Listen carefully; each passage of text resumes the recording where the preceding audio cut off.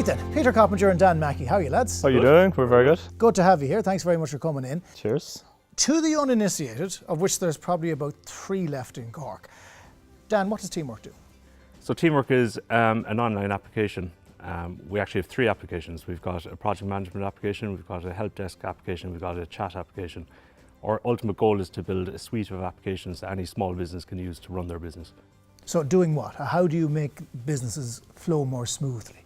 So if you any typical business, like let's say this business here in Republic of Work, and they've got a number of desks and a number of floors in the office, if they used, say, Teamwork projects, they could delegate tasks out to certain members of staff and then track when they're actually done.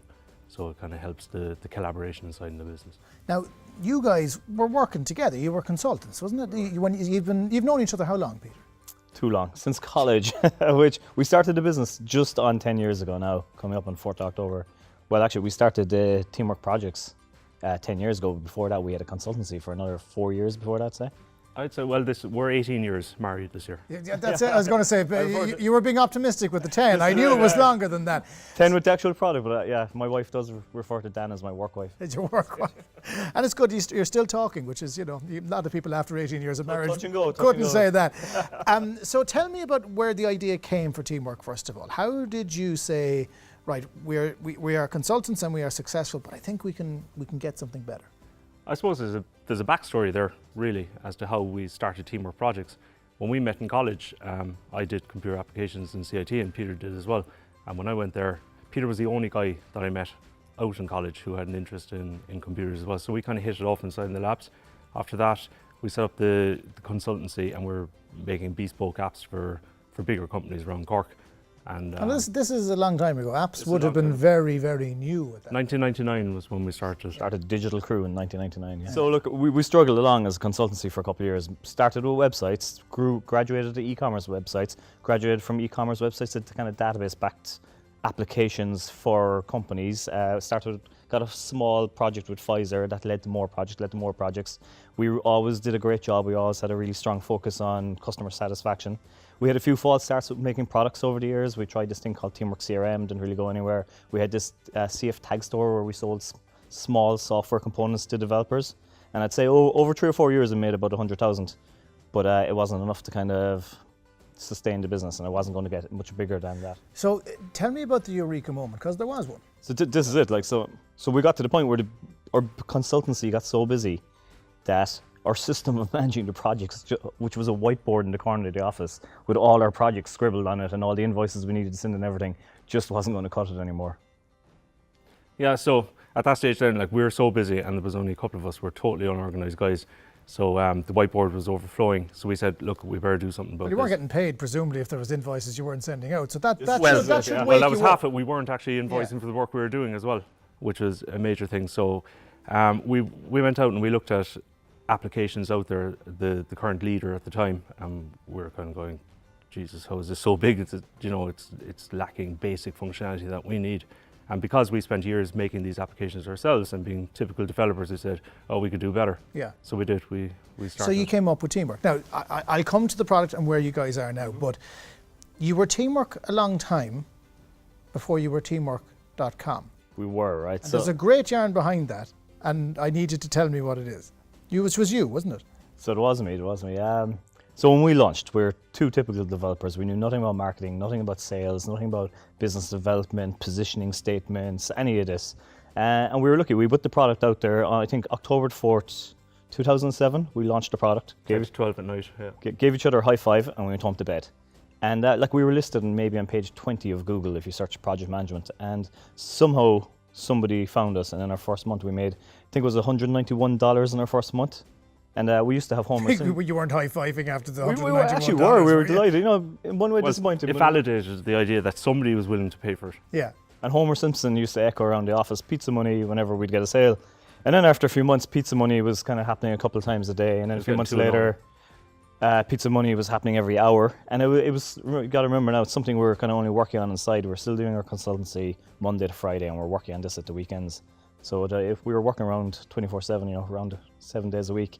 But it got to the point after 3 years, we launched it with this terrible domain name, teamworkpm.net. Oh, that stands out. That's Yeah. bit of a mouthful. Yeah. It was the only domain we could get at the time. We wanted teamwork in it. We always knew that teamwork was even though we're not marketers, we knew that. Teamwork makes sense. I wouldn't say it's the only domain we could at the time, because if we were smarter, we could just call it getteamwork.com or teamworkapp.com. But the problem was that there was a teamwork.com. There was. This is it. And who owned teamwork.com? So have you heard of domain squatting? Yes. It sounds very uncomfortable. I wish we got into it in the early days. So back in the day in college, when people were like just buying up domains, we thought it was ridiculous, that this is a pure waste of time.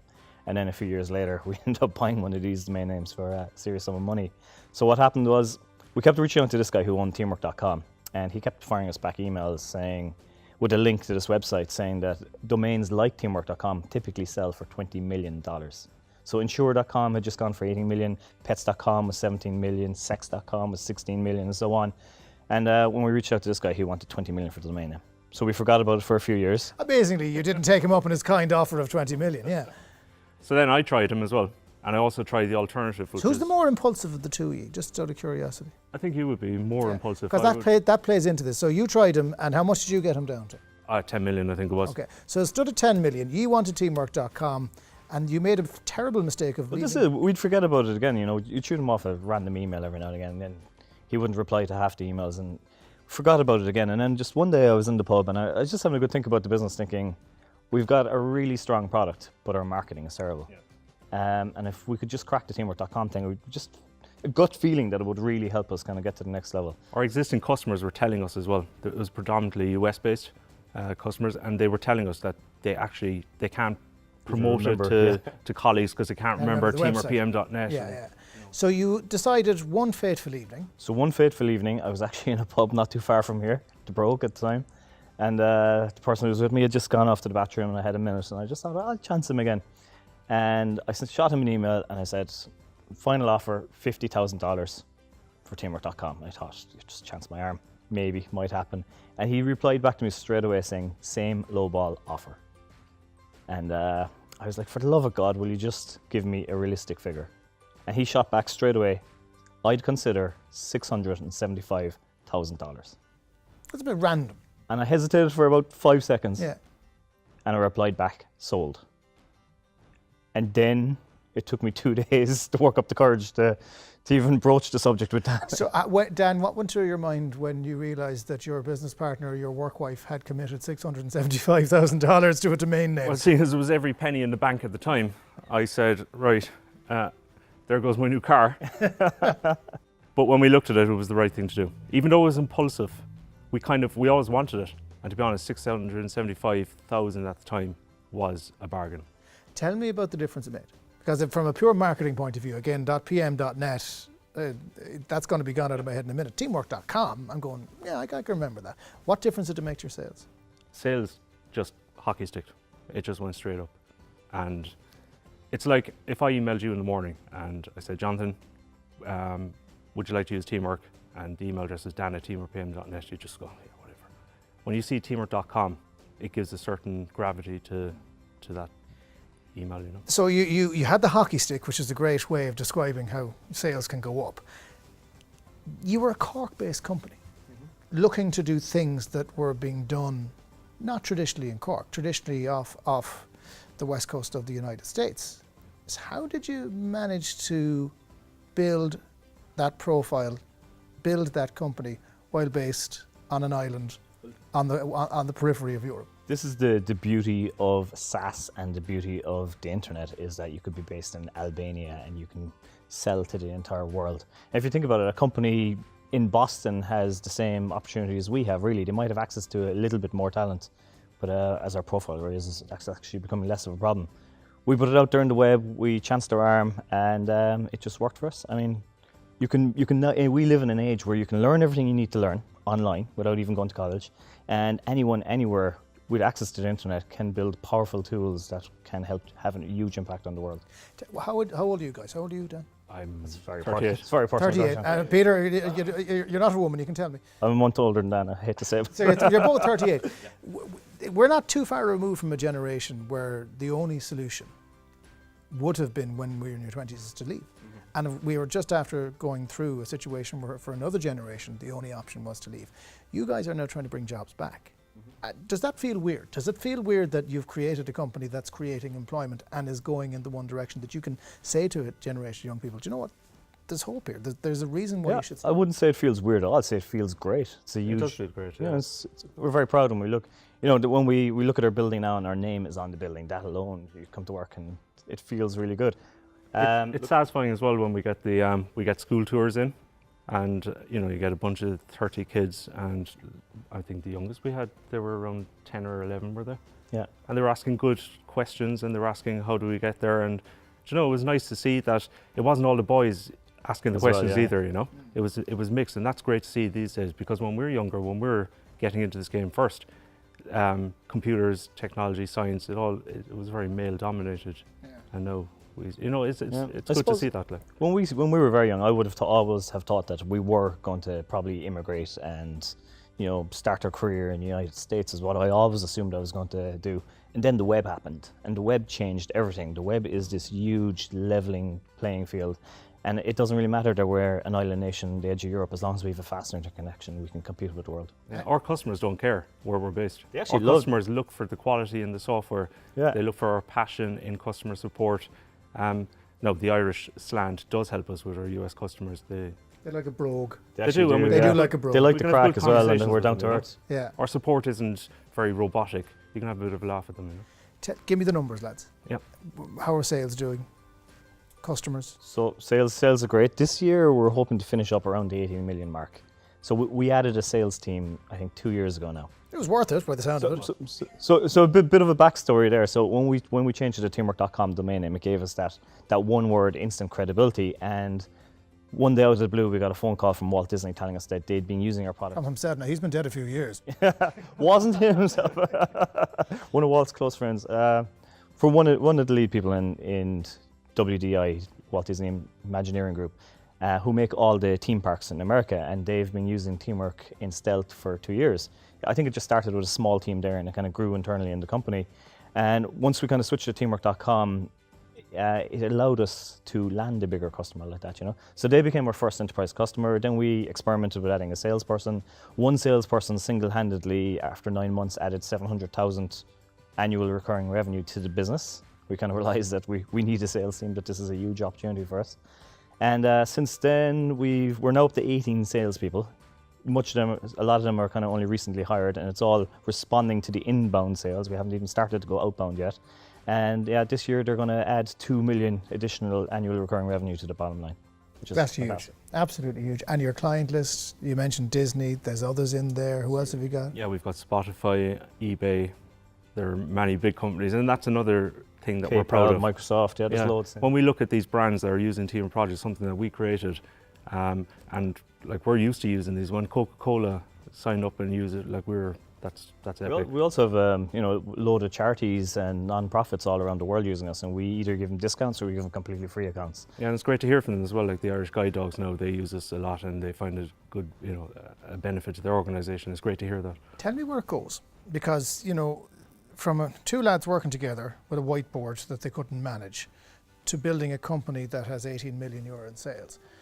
What's next? I mean, where do you go from here? You're in a building in Blackpool. Do you want to build a building somewhere else? Do you want to we do, yeah. sell the company? What's going to happen? So we've this huge vision for where we're going. So when we launched teamwork.com, we had a good look at the business and realized that we can be more than just a one product company now. So we now have 3 products. So we have a help desk product, we have a chat collaboration product, and we have our project management product, and they all integrate together. And we have 2 new products coming out that are going to launch early next year that are going to kind of complete the business suite. And our vision is that we're going to provide a suite of really powerful, beautiful, elegant business tools that a company can use to run 90% of its entire business. And when they start with any product, that they'll be so impressed with it that they'll automatically move to using all the products in the suite. And unlike anyone else in the world, like Microsoft doesn't have this, Adobe doesn't have this, they don't have a suite of products where everything integrates online. There is 2 other guys in the entire world that are kind of following this vision as well of making the suite, but our products actually integrate, whereas theirs don't. So for example, if a help desk ticket comes in, you can add a task to it, and when you complete the task, it automatically updates the ticket and so on. So there's a flow, it flows through the entire system. So we want to build our mission, I suppose, is to get to 100 million in annual recurring sales. That's our one goal now. We're going to do everything to get to that, and then we'll pop the heads up again, look around. You're going to need a bigger hockey stick.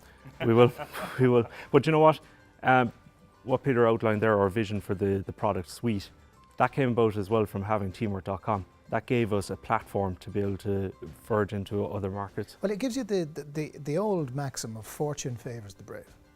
And there'll be a lot of people, or the stupid. I'm not going to say which you are. But if you hadn't made that decision, if you hadn't had a bit of an impulse, if you didn't know Dan well enough that he wasn't going to tear the head off you for having done something like that with so much money, maybe it wouldn't have happened. So what's the message you want to send out to companies, to the guys who are 20 years behind you, who are in the Rubicon or who are out in UCC Ignite? What do you want to say to them right now so that they can become the next Teamwork? I've two things on this, right? First of all, dream big, think big, dream big. The internet, as I said, is a huge leveler. You can make products that appeal to the entire world, and just forget about Ireland. Ireland is too small a market. Like Birmingham is probably a bigger market than Ireland. Just put a product out there that appeals to the entire world, and stop thinking small. And you can still do it from here. Definitely, absolutely. We're invested in Cork. Like, we've invested in our office, we've invested in our people, and we have, as Peter said, we can do this from anywhere, but we choose to do it from Cork. There's great infrastructure down here. There's a great community down here. We're getting good talent from CIT and UCC. We're working with those colleges to try and tune their courses to the type of people that we need. So we're quite happy. It's interesting as well. We're starting to attract a lot of people from Dublin who they're in the rat race. They hit their 30s. They're on good money, but they're working in some company where... Isn't Cork lovely? Like, I mean, we've been saying it for years.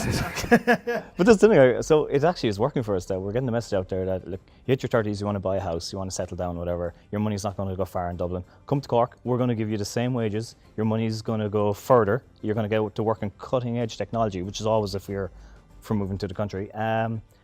But your lifestyle is just going to be so much better. The other interesting thing is we're actually starting to attract people over from Silicon Valley and from all around the world to come to Ireland, which is fantastic. Look, we wish you continued success. It's been an amazing story so far. Dan, Peter, it's been a pleasure. Thanks for joining us. Thank you.